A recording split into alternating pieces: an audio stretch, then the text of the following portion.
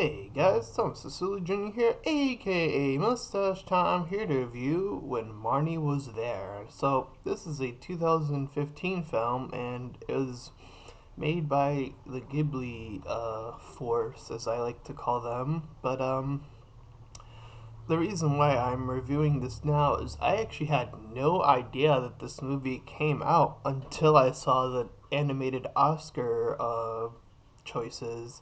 And I saw this, and it got me curious as to what this movie was all about. So I gave it a watch, and I can see why it got nominated. It's very well animated, and it features the two characters here. The one on the left is Anna, and she goes through this change of location after dealing with asthma.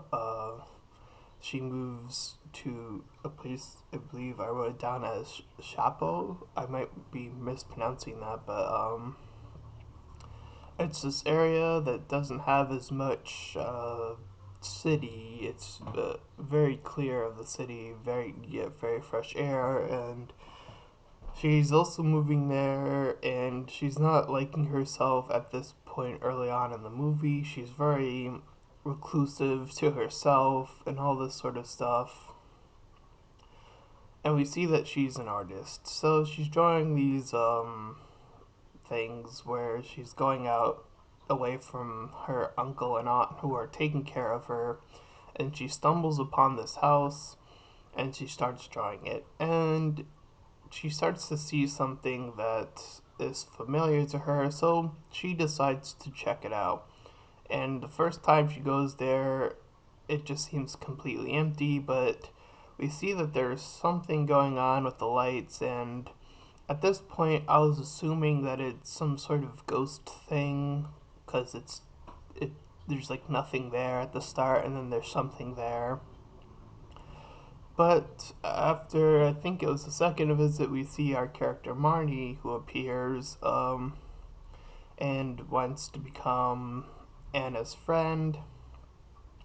And as I said, I thought Marnie was a ghost pretty early on. I think it sets it up for that, but who Marnie ends up being is quite a thrill ride, as I kind of didn't see it coming, surprisingly. And it's probably because I didn't see any trailers about the movie or anything like that, but at first I thought they were going for this, like, romantic couple thing. Like, that was the vibe I was getting. These two were hanging out, they were seeing each other late at night, mainly around Marnie's house, and the way they connected, it did seem like they were going that route, and I don't I don't know why that would have worked, but I think it could have worked. But I'm actually glad that they decided to go a different route. But there was another point in the movie where I thought it was something else.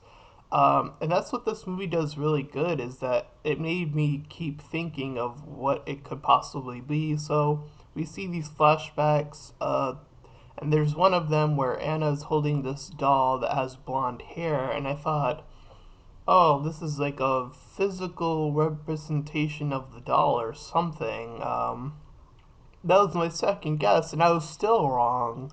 Um, but the actual reveal is pretty nice. I liked where they went with it, and it really made sense as to why they have such a connection.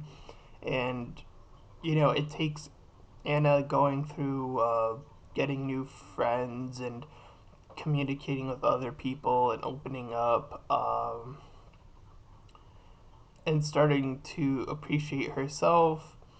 And this movie is really solid. I like that this character is so flawed, and one of her best attributes is sort of saying things she doesn't mean. And there's this part of the movie where she's like talking to uh, one of the other young residents, and they're talking about these wish things, and she just blurts out that she's fat or something, and then uh, she responds that you are the way you are, or something. I can't remember exactly what she said, but it really got to Anna, made her run away, made her cry.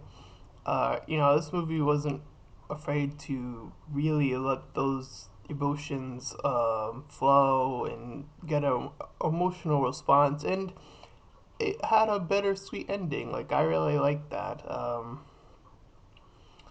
Like I said, pretty solid animation. The voice acting was suitable.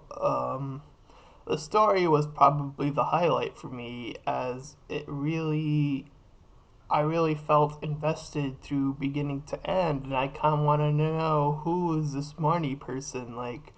And when it was revealed, I was like, oh, it's very nice. So it's a very solid movie, and I would give it an 8 out of 10. So that's my review for when Marnie was there. So this has been Thomas Silly Jr., aka Mustache Tom, and I'll see you guys next time.